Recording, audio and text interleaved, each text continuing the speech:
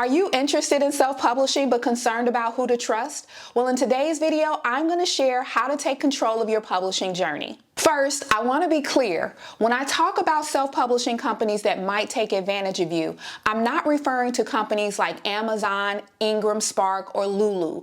Those are self-publishing platforms that allow you to have full control over your book, your royalties, and your rights. What I'm referring to are vanity press companies. These are companies that offer publishing packages that often leave the author feeling like they've been taken advantage of. So the issue is not that they charge, but whether they provide the value that the author expects. So step one is to determine whether you're going to self-publish the book yourself or if you're going to hire a vanity press. When you self-publish, you're basically the project manager over your book. So you're going to be responsible for hiring the formatter, the editor, the book cover designer, and in some cases at a far lower cost because you have more control over the process. So to be clear, true self-publishing involves the author hiring the professional themselves and then using a platform such as Amazon, Ingram Spark, or Lulu where the author maintains full control. Whereas with a vanity press, they bundle premium services together at a cost, and sometimes the author loses some control over their book. And if you're unsure of how to self-publish or you want to avoid costly mistakes, make sure you check out my ebook, The Self-Publishing Handbook, which will be linked in the description box below. If you decide to go with a vanity press company, here are a few important steps to determine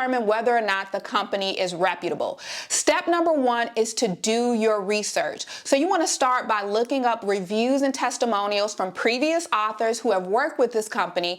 And if you see numerous complaints about rights issues, royalties, or hidden fees, those are red flags that you definitely want to take into consideration. Step number two is to understand your contract. Now, this is one that I can't stress enough. I've had so many clients come to me either for coaching or editing, and they've already worked with one of these types of companies, and oftentimes they're simply not clear on what it is that they purchased. So it's really important that you understand your contract. A reputable company will be very transparent about what it is that you're paying for. So you want to make sure when you're looking at that contract that you are retaining control of your rights and that you also are very clear on how those royalties will be distributed to you. Step number three, which is very similar to step number two, but understand the fees. So what is it that you're paying for? Are you paying for book cover design? Are you paying for formatting? Are you paying for editing? And if you are paying for editing, what type of editing are you paying for?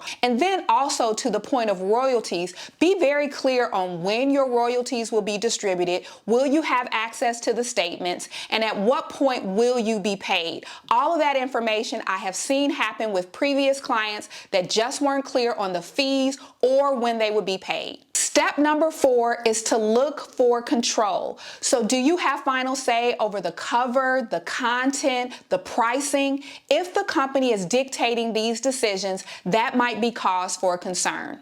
Also, you always want to make sure that you retain 100% of your copyright. When you self-publish, you own the copyright as soon as the book is written, so you don't need to transfer that to a company. And if they're asking for exclusive rights to your copyright, that's also a red flag. So to further protect yourself, you can register your copyright with the U.S. Copyright Office. Step number five is to look out for these additional red flags: unsolicited offers. So vanity presses will often send unsolicited emails offering publishing deals. This is a red flag. Another red flag is offering bestseller status.